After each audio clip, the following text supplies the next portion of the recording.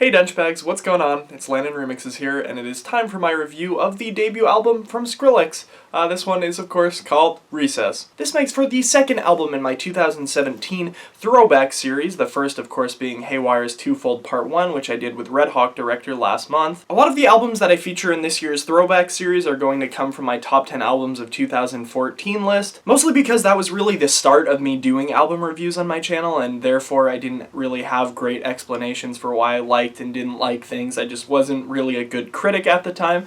I would say that I've improved since then, so I think I'm finally ready to tackle some of those records. In that, all of those albums that I picked are celebrating their 3-year anniversaries this year, obviously. Recess, of course, came out in March of 2014, so I figured it would be fitting to cover it in March of 2017 as my throwback for this month. Now, it's pretty well known that Skrillex is not only a polarizing figure in the dubstep scene or the electronic music scene, but in the music industry as a whole. I will admit that I myself was actually a Skrillex hater in large part until this album came out, and with Brostep in general, it took me a long time to fully appreciate its really aggressive nature, with Skrillex in a way being the leader of that scene and pushing it into the pop mainstream. And in the wake of dubstep kind of hitting its peak, we get hundreds and hundreds of producers kind of following in Skrillex's footsteps and really trying to imitate what he's doing. And the Scary Monsters and Nice Sprites EP wasn't even the first time that happened. We saw it kind of happen again with Skrillex and Diplo's brand of trap on their Jack U album. And then of course we saw a number of producers in the pop scene kind of following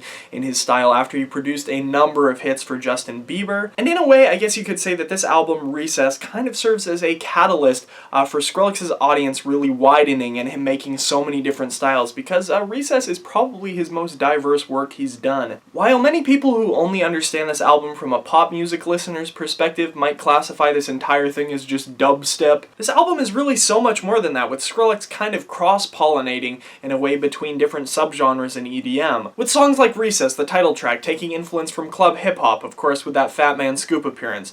And then of course you've also got influence from glitch hop, which kind of sets the tempo of the track.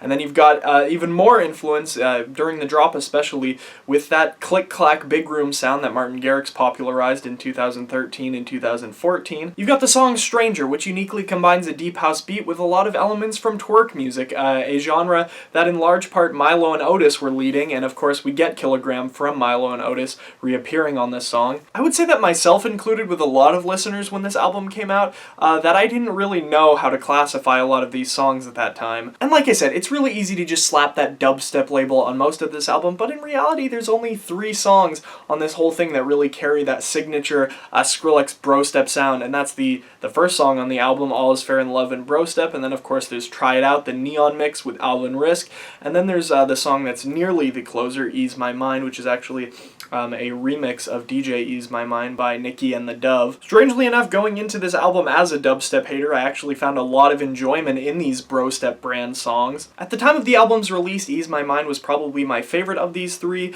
with that big melodic bit in the drop, but probably since then, looking back on it, I have a lot of love for the first track, the intro to this album, All Is Fair in Love and Brostep. With that kind of ghastly, spacey, alien sound that Skrillex seemed to be going for with the theme of this album. And then of course there's another layer entirely past just the sound of this song, because you've got that whole Zomboy controversy with it, with the original track Untitled DJ Tool being sampled by Zomboy to make his song Terror Squad, which was then resampled by Skrillex on this album to create All Is Fair in Love and Brostep, hence the title. With the theme going on here, like I already said, this album is pretty scattered just because Skrillex is trying to throw so many genres together in this giant mess of an album. But with this particular album, I kind of feel like it's okay, because Skrillex is showing off his array of producing capabilities from his very early days into even the future. One of the amazing things about Recess is that it somehow manages to blend in songs like All Is Fair in Love and Brostep, which highly resembles Skrillex's Scary Monsters and Nice Sprites Day, kind of match up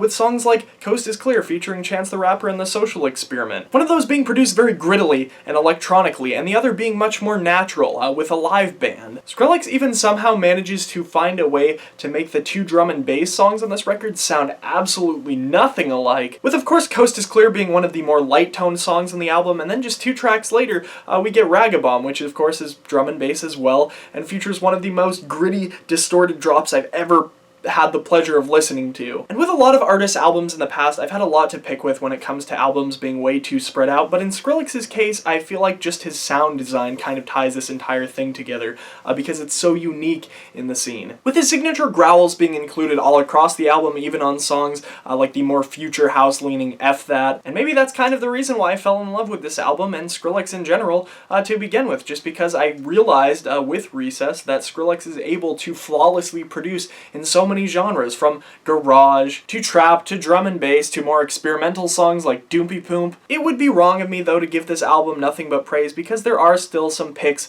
with this album that I have, not really the same ones that I had when I did my top 10 albums of 2014 list. Back when I made that video, I mentioned how Dirty Vibe was probably my least favorite song on the album, and that has definitely changed because I do enjoy this song quite a bit. The main thing that I have to pick with it now is not that it's just trap, because I didn't really love trap back then, which kind of served as a bias for me not loving the track that much. I've gotten much more into it recently, as you guys should already know. But the main pick I have with this song now is G-Dragon and his verses, when he just keeps hopping back and forth between Korean and English, and it's just really hard to get into. And I guess that's the trouble with a lot of this album, is that I can't get truly immersed in some of this music just because I have no idea what anyone is saying. Notably Ragga twins, who are speaking perfectly good English, but to this day I still have no idea what they're saying on either of their features on this album. And other than those individually, I really don't have a lot to pick individually with these songs. Most of these songs I still love to this day, even 3 years later, and I think they've held up incredibly well in terms of electronic dance music standards, with the exception of the title track getting completely overplayed by DJs and me having no desire to really ever listen to it again. This album makes for a great listen, and with me still coming back to it